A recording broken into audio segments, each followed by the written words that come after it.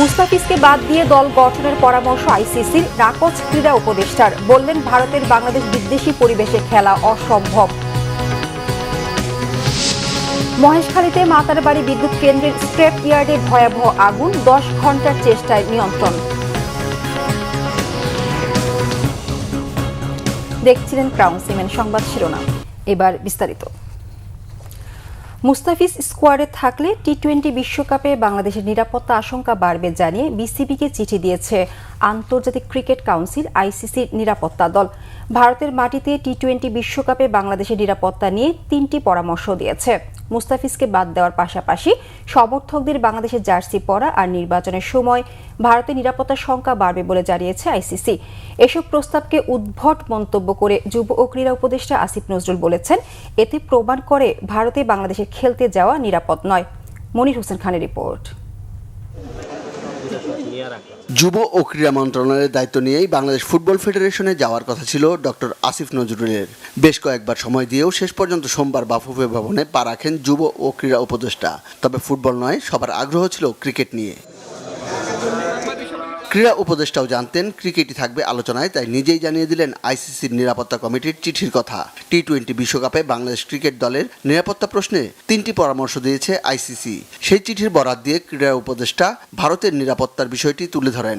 আইসিসির যে security team আছে, সিকিউরিটি দায়িত্বে যারা আছে, তারা একটা চিঠি দিয়েছে। সেই চিঠিতে বলা হয়েছে 3টা জিনিস হলে বাংলাদেশ টিমের নিরাপত্তা আশঙ্কা বাড়বে। একটা হচ্ছে বাংলাদেশ টিমে যদি মুস্তাফিজ অন্তর্ভুক্ত হয়।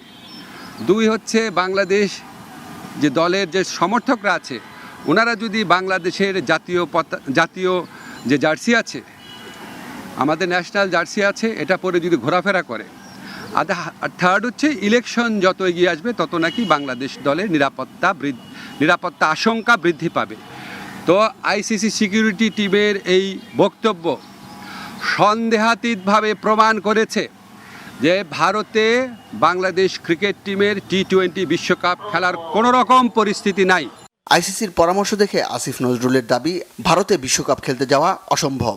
আইসিসি যদি আশা করে আমরা আমাদের শ্রেষ্ঠ বোলারকে বাদ দিয়ে আমরা ক্রিকেট টিম করব, আমাদের যারা সমর্থক আছে তারা বাংলাদেশের জার্সি পরতে পারবে না, আর আমরা ক্রিকেট খেলার জন্য বাংলাদেশের নির্বাচন পিছিয়ে দিব, এর চেয়ে উদ্ভট, অবাস্তব, অযৌক্তিক কোনো প্রত্যাশা হতে পারে না।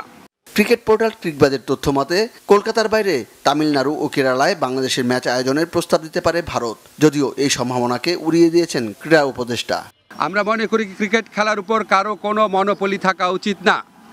বাজার ব্যবস্থাপনার ভিত্তিতে একটা খেলার সম্পূর্ণ বা একটা টুর্নামেন্টের ভাগ্য নির্ধারিত হতে পারে না।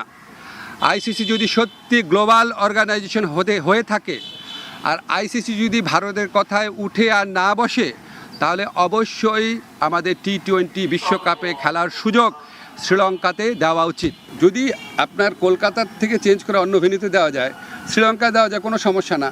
আমি পত্রিকায় দেখলাম, আমি জানি না সত্যি নাকি মিথ্যা, পাকিস্তান নাকি আমাদের টুর্নামেন্টগুলো আয়োজন করার প্রস্তাব দিয়েছে। পাকিস্তানে করেন, কোনো সমস্যা নাই। সংযুক্ত আরব আমিরাতে করেন, কোনো সমস্যা নাই। বাফুফেতে এসে ফুটবলের জন্য দিয়েছেন সুখবর। জাতীয় স্টেডিয়াম সহ বেশ কয়েকটি মাঠ এককভাবে ফুটবলকে দেওয়ার কথা জানান doctor Asif Nazrul. Monir Hossain Khan, Bangla vision, Dhaka. Fire সার্ভিসের টানা 10 ঘন্টার চেষ্টায় পুরোপুরি নিয়ন্ত্রণে এসেছে কক্সবাজারের মাতারবাড়ি কয়লা ভিত্তিক বিদ্যুৎ কেন্দ্রের স্ক্র্যাপ ইয়ার্ডের আগুন। গতরাত 8টার দিকে বিদ্যুৎ কেন্দ্রের স্ক্র্যাপ ইয়ার্ডে এ আগুনের সূত্রপাত। মঙ্গলবার ভোর 6টার দিকে পুরোপুরি নিয়ন্ত্রণে আসে। ঘটনার পরপরই খবর পেয়ে ফায়ার সার্ভিসের মহেশখালী, চকরিয়া এবং বিদ্যুৎ কেন্দ্রের 2টি ইউনিট সহ মোট 6টি ইউনিট আগুন নেভানোর কাজে নামে। কেন্দ্র কর্তৃপক্ষ জানিয়েছে, এ ঘটনায় বিদ্যুৎ কেন্দ্রের কোনো ক্ষতি হয়নি, স্বাভাবিক রয়েছে বিদ্যুৎ উৎপাদন।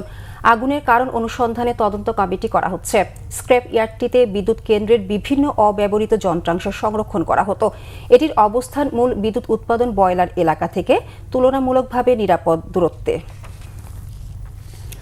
সাতক্ষীরায় এবার শীতকালীন সবজির বাম্পার ফলন হলেও বাজার দর কমে যাওয়ায় কাঙ্ক্ষিত দাম পাচ্ছেন না কৃষকরা। গত কয়েক বছরের তুলনায় এবছর সবজির উৎপাদন অনেক বেশি।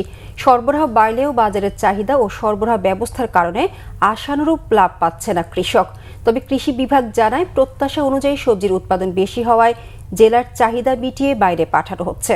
বিস্তারিত সাতক্ষীরা প্রতিনিধি আসাদুজ্জামান আসাদের রিপোর্টে। সাতক্ষীরার বিস্তীর্ণ সবুজে ঘেরা মাঠের দৃশ্য এটি, যেদিকে দু চোখ যায় শুধু সবুজের সমারোহ। প্রকৃতি নিজ হাতে রং ছড়িয়ে শীতে সাজিয়ে তুলেছে সুন্দর দৃশ্য। সবুজ পাতার পরশে ভরে উঠেছে মাঠ, উঠান ও কৃষি জমি। টমেটো, ফুলকপি, বাঁধাকপি, সিম, বেগুন এক একটি ক্ষেত হয়ে উঠেছে রঙিনের উৎসবের মতো। মৌসুমী সবজি উৎপাদনে কৃষকের মুখে স্বস্তির হাসি ফুটলেও ন্যায্য মূল্য নিয়ে অভিযোগ রয়েছে তাদের। সিম বলতেছে 6 টাকা 7 টাকা, তরকারির দাম কম, সারা রান্নার দাম বেশি, চাষিরা মারা যাচ্ছে এই জায়গায়। বেগুন 20 টাকা, ফুলকপি 10, সিম 15, কালি 10, আর লাল শাক তোর মোটাই নিচি না, ওই 1 বিঘি লাগাই তুই, ওই 1 টাকা পিস, 1 তাড়ি। এতে যা ফিট বাঁচবে, কিন্তু ফুলি ফিট বেচতি না।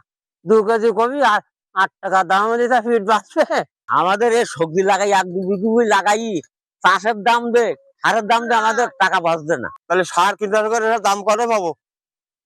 সব তো লস, তাহলে খাইতে হয় কি কও? চলতি মৌসুমে জেলাটিতে সবজি উৎপাদন হয়েছে 9,670 হেক্টর জমিতে। ফলন বেশি হয় জেলার চাহিদা মিটিয়ে রপ্তানি করা হচ্ছে দেশের বিভিন্ন জায়গায়। আগামীতে শাকসবজির এরিয়া আরো বাড়বে এবং এই এলাকার আর্থসামাজিক অবস্থার উন্নয়ন ঘটবে। এখানে ফুলকপি, বাঁধাকপি, বিট,